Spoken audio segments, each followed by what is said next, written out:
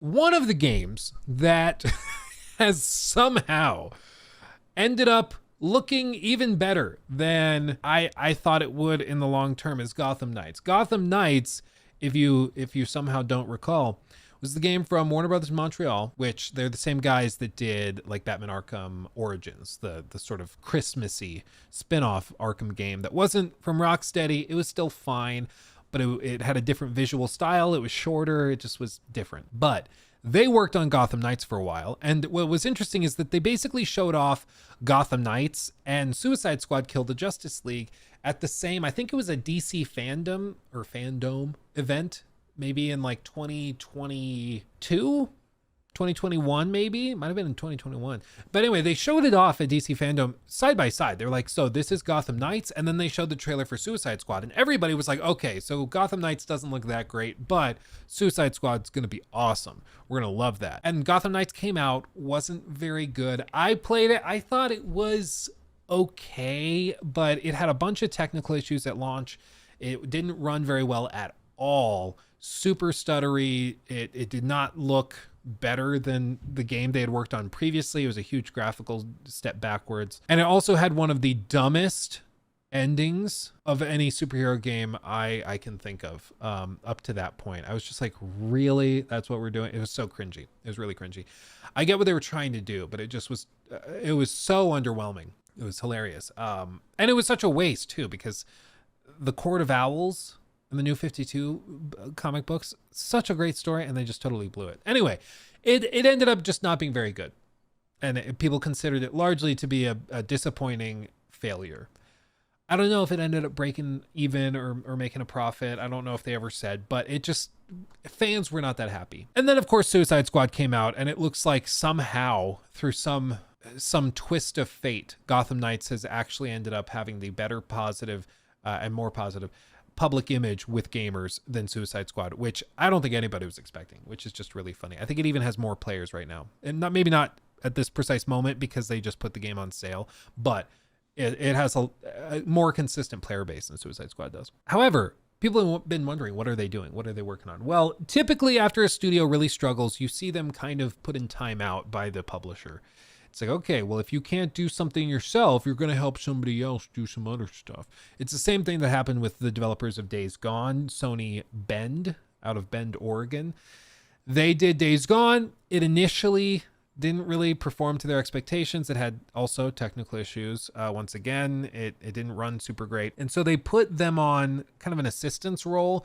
Apparently they were working and helping work on, I believe it was an Uncharted game that was later canceled or reworked or something like that. But basically they were working on support stuff. And then after Days Gone started to get more of a cult following in the year or two after it launched, they were taken off of the support role, and now they're working on a new game, which is kind of cool to see. I think they said it's a new IP as well, using some of the tools from Days Gone. So maybe we'll see their work next year or something like that. But it's pretty normal for a studio that struggles with a big release to get reassigned to like a daycare position where a bigger, more established studio is going to keep an eye on them and make sure they behave. So what's happened here is Gotham Knights developers is helping on the Wonder Woman game, apparently. And this was basically found out by Tech for Gamers, where they spotted a job listing, and the studio, which most recently helmed Gotham Knights, said they're working on the Wonder Woman game, which is kind of a nice little way to do it. I've actually been doing this because this is like a little insider behind the scenes thing for you. I'm actually really freaking worried about Hogwarts Legacy 2. I think there's a lot of red flags around Warner Brothers' approach to it. I think they see it as a cash cow that they didn't fully milk. And so for the next game, my concern is that it's going to be Hogwarts Legacy 2, but it's going to be filled with microtransactions and stuff like that. My hope is that it's not, but I'm really, really worried about it, especially after multiple executives have been saying that they see a lot of potential for increased revenue by transforming their biggest franchises and IP into live service games. So I've been watching it, and what I've done is I've actually gone on to these companies' websites and signed up for job opening notifications. So whenever they send out an email saying they're hiring for a new position, I get an email in one of my super secret email inboxes and we'll get notified. So if they start hiring somebody for like online elements, or if they start trying to hire somebody that has experience in live service titles and things, I can find that out very, very quickly. So little behind the scenes of some of the little stuff that we actually do. Yeah, the man's next move is to actually get a job and see the inside. Yeah, that reminds me of the Key and Peele skit where he's telling the two like robbers or whatever they are talking to each other, and he's like, yeah, I figured out the greatest scheme ever. We're gonna go into the bank, we're gonna get a job, work on the inside for maybe 10, 20, 30 years, making money every step of the way, getting paid every month, and then we'll retire and walk out of there thanks like to nothing you happened. and our great team for all your work. Anyway, Warner Bros. Montreal, they are working, of course, on the Wonder Woman game. Monolith is interesting. This is one of the studios that for a while was just totally AFK, and it was really, really weird because Monolith is like one of the head honchos. Like, these guys know what they're doing. They made Shadow of Mordor and Shadow of War. Shadow of Mordor won Game of the Year in 2013 by most outlets. That was pre-Game Awards. Game Awards started in 2014 after, what was it, Spike TV? Is that where Jeff Keighley was before? Or something like that. But anyway, before that, there wasn't like a singular Game Awards that gave out the Game of the Year. But yeah, they won most of the Game of the Year awards in 2013 for Shadow of Mordor. And then they made Shadow of War. Now, Shadow of War was something else. That was different.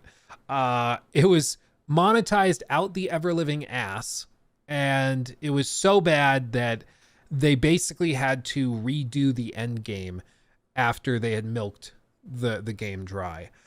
There's some debate, some people say, no, they rebalanced the game after the backlash was so negative. Others are like, well, no, it's just they rebalanced it and got rid of the grind and the loot boxes after they had made all the money they could make out of it. I think both are right. Like, I think if there wasn't backlash, of course, they wouldn't have rebalanced it afterwards, but they rebalanced it afterwards to try and save face with fans and give the game stronger legs long term. And it sort of worked. I did that video last year where I was like, I revisited Shadow of War after however many years, 5 years or 6 years.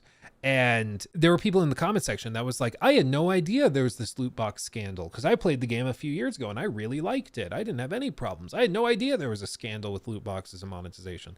So I think that's probably why they did it after they had milked it dry, but also because they wanted to kind of retcon it and be like, no, see, it was always fine. It's still a weird game because there's still clearly a big gouged out hole in the end game where you can tell there's supposed to be a lot more stuff there, and they built it around these loot boxes that now are just not present. So it just feels weird to play, but it's not bad. Like, the core game is awesome. The Nemesis system is amazing, but it was just built around this monetization scheme. And even if you try to cut it out, it still just doesn't feel quite right. But they have been working on this Wonder Woman game basically since. So 2017 is when Shadow of War came out. Let's say they started on this in 2018. It's been in development for a while. Now, a previous job posting from Monolith caused a lot of players to fear that the game would be live service rather than a traditional single player game. However, in a statement to IGN, I think, do they have the listing or the specific? Let's see. Yeah, so the listing was they were looking for a lead software engineer of gameplay on Wonder Woman and wants the candidate to have experience in, quote, helping maintain a live software product or game. So people saw that and were like, oh my God, they're doing it again. They're doing a live service game. Did they learn nothing? Everybody freaked out. And then Warner Brothers actually responded. They basically never do this, but they actually responded and issued a statement to IGN saying, quote, Wonder Woman is a single-player action-adventure game set in a dynamic open world. This third-person experience will allow players to become Diana of Themyscira and introduce an original story set in the DC universe, while also featuring the Nemesis system. Wonder Woman is not being designed as a live service. End quote. Now, to their credit, it's pretty rare for a big multi-billion-dollar company to be that direct. It's pretty rare. Normally you get like the corporate double speak of, We're very proud of the game that our company is putting together, and fans are going to love it and be amazed at the work these artists have done for years. And we are excited to show you what we've got when the time is right. That's almost always what they do. But in this case, they're just coming out clearly and being like, nope, this is not being designed as a live service game. Up until this sentence, I would be like, this could have all basically applied to Shadow of War. Pretty much every word of this. Shadow of War is a single-player action-adventure game set in a dynamic open world. It's a third-person experience, will allow players to become I almost said ogre, but it's an orc slaying monstrosity, and introduce an original story set in the Lord of the Rings universe, while also featuring the Nemesis system. Like, every part of this could apply to Shadow of War. But the last sentence, it is not being designed as a live service. Now, does that mean that there won't be like some sort of monetization? No, there still could be, okay? Because I think technically speaking, you could still have some sort of monetization scheme inside of it, or a big collection of DLC or something that launches alongside it. But at the very least, I don't think you could say that Shadow of War was not a live service. I think that has to be described as a live service game because it was constantly updated with the new loot boxes and stuff. And my impression or my understanding of a live service game by most of these companies' descriptions is that it is a game that is meant to live on. It's meant to take multiple forms. It's meant to update. It's meant to receive new content, new monetized packages and things like that. So for them to just come out clearly and say it's not a live service game is comforting, because now they've gone on the record and say it's not being designed as a live service. Could still have elements, could still have that, but this at the very least says this is not going to be like a Suicide Squad game with Diana. Like this is not going to be that. I'm still worried because the last time these guys made a game, it was one of the most horrifyingly over monetized things I've ever seen on consoles. It was hilariously bad. So we should be very, very skeptical, you know? Well, we'll be looking at this very, very closely because they betrayed a lot of goodwill. And this is like, I think that this is where maybe some people are just going to disagree. I think most people will be on the same page with this game though. But you remember in like with Starfield, where I was saying with Starfield for a long time, like Bethesda does not get the benefit of the doubt from me. They have screwed me over time and time again. Their last game was a literal scam. They deceived people into buying a product that was incomplete and also not qualitatively what they promised. And they sold it to them at full price. We're trying to refuse refunds, every aspect of it, even down to the merchandise on the side with the canvas bag. Little things like that were even scams where they promised one thing, delivered something else, knowing it was different. They like textbook definition of a scam. And it was unethical, it was evil and vindictive and nasty, all to boost numbers before selling to Xbox. It was amoral at best, which is really saying something. So they don't get my benefit of the doubt. When BGS was promising that this game would do this and this, be the most polished game ever, would be this and that, I was like, cool story. I'm going to need more. I need you to convince me and win me over through evidence and gameplay. I'm not just going to believe you now. And there were other YouTubers that we got into arguments with. Like there were other, you guys remember, we did some of those collabs, not calling anybody out, but we did collabs with people, and like we talked about it on stream, and there were people that just were like, I do give them the benefit of the doubt. And at that point, we're just at an impasse. Like we're just going to disagree. If you're going to give them the benefit of the doubt and believe them when they tell you something, without interrogating it and investigating it more, we're just never going to really see eye to eye. You know, dang, looks cold in there, Luke. Oh yeah, about a quarter inch. Yeah, it's about, it's about an eighth of an inch in here. It's pretty cold. So yeah, it's just, I think no matter what, you have to figure out where your starting points are. And I just don't tend to give much benefit of the doubt to big multi-billion-dollar corporations. Shocker, right? Because they're not your friend. And I think that was the funniest thing with like the Xbox thing that happened recently, where like you remember there were those pictures of the guys burning their consoles, and they had like their Xbox hats and t-shirts and stuff, and they're burning them in the backyard and smashing their Xboxes over what ended up being basically a nothing burger story. But it was basically because they thought that Xbox was going to bring some of their biggest games to PlayStation and make them cross-platform. They were burning their clothes, smashing devices they spent hundreds of dollars on, freaking out and melting down like toddlers.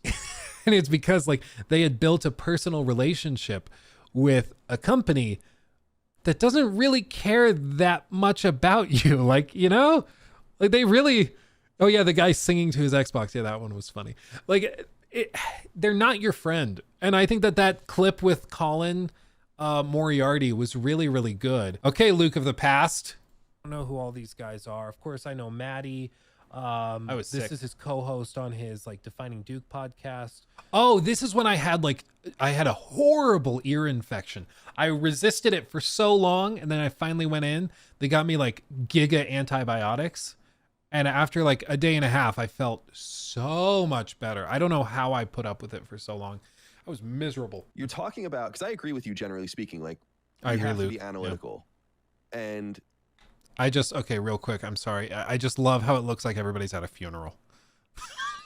Like this, bear in mind, was in the middle of rumors that Xbox might, maybe be bringing some of their games to PlayStation. And you would think that they all just found out that I don't even know. I don't even know what you could, that like The Witcher as a franchise was just canceled. And there's no more Witcher ever coming, or like Cyberpunk has been canceled. Now, everybody, no more third-person games. Like everybody's acting like this is the end of the world when it's just a nothing verse. You know, which one's the real Luke? Which one's the real dad? I don't know who to trust. I took an enormous amount of abuse from Xbox fans for being analytical. The reality from my perspective, and I'd be very interested to see what you think of this, is that I think one of the mistakes Xbox has made is, and makes Sony and especially Nintendo look much more brilliant in hindsight, is like they just don't say anything to anyone. Yeah, because they're a company and they're not trying to be best friends with everybody. Yeah, I'm the real Luke. See, I can cover up fake Luke.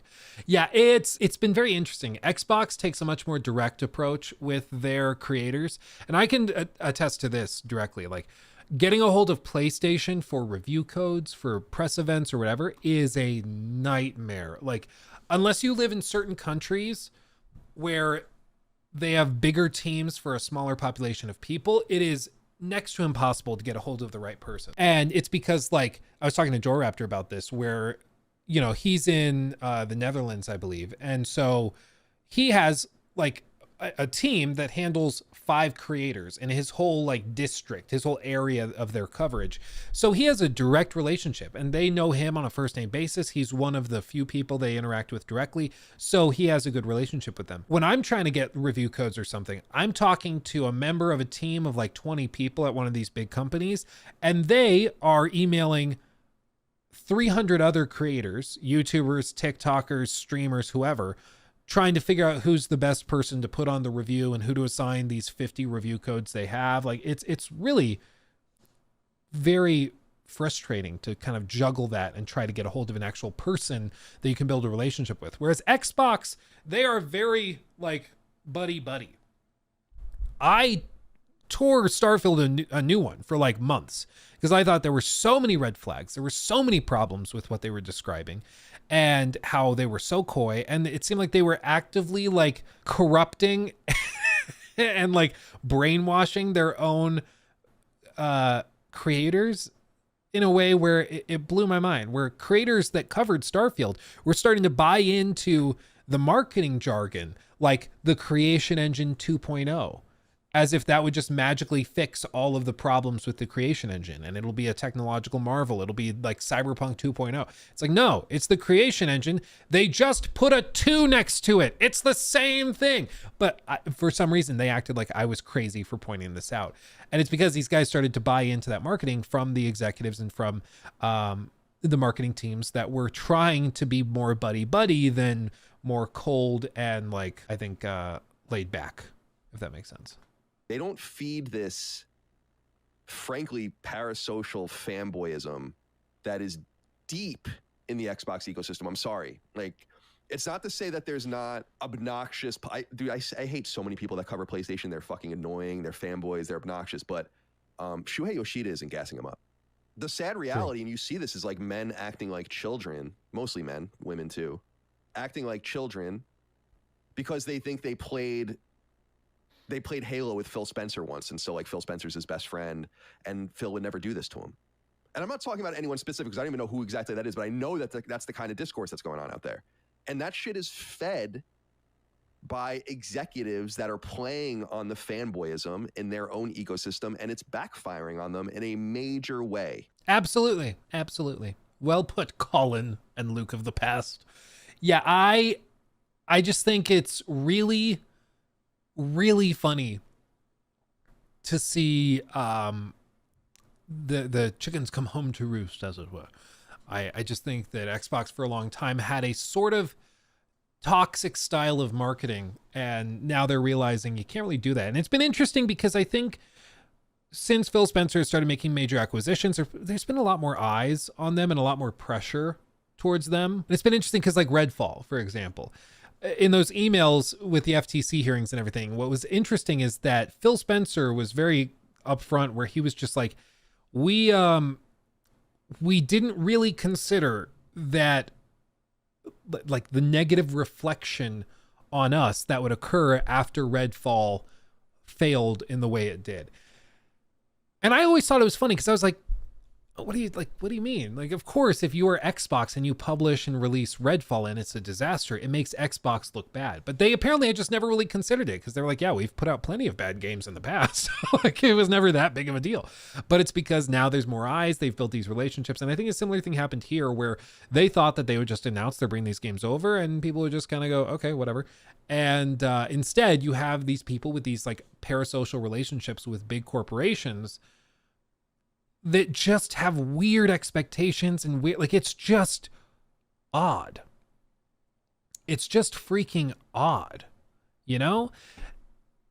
Because it's a corporation. Like, they don't care. It's like the people that tie their personalities up in having the latest Apple products and like they have to do it. In that case, it's a little bit different, I think, because they're not like emotionally attached, I think, to like Tim Cook or anybody. Like maybe with Steve Jobs back in the day, there was sort of like a cultish following there. Kind of like Elon with Tesla. Maybe that's the better example, you know, where people tie their personalities up in following everything Elon does. That's a little weird because it's like, you know, you're his customer. Like he might be a fun guy to hang out with. He might be, but at the end of the day, he's a businessman. Like he doesn't care that much what you think of him as long as you're still buying the product.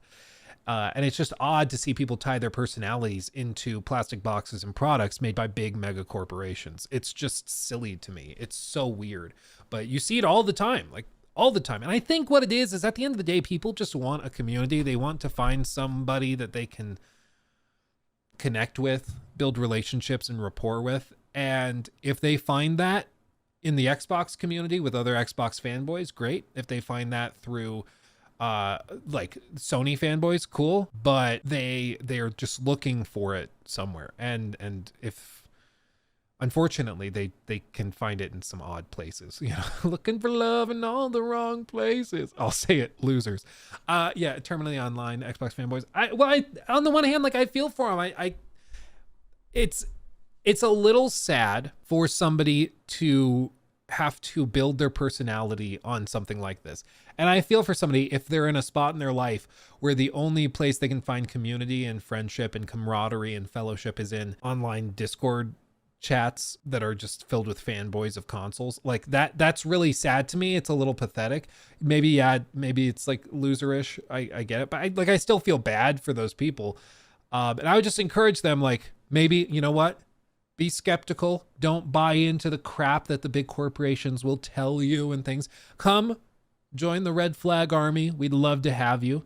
And you can evaluate games critically and not be horribly disappointed. And you can enjoy the best of both worlds. And we'll have a wonderful community here for you to hang out with and have a wonderful time with. You don't have to find it through sycophantic troglodytes. It's okay. It's okay. Yeah, to some it's a family. To many it's a cult. It's disturbing. If your identity and happiness is tied to whatever multi-billion-dollar companies do or don't do, you have bigger deep-seated problems than whatever is going on. You are not what you own, for real, dude. He took my thing.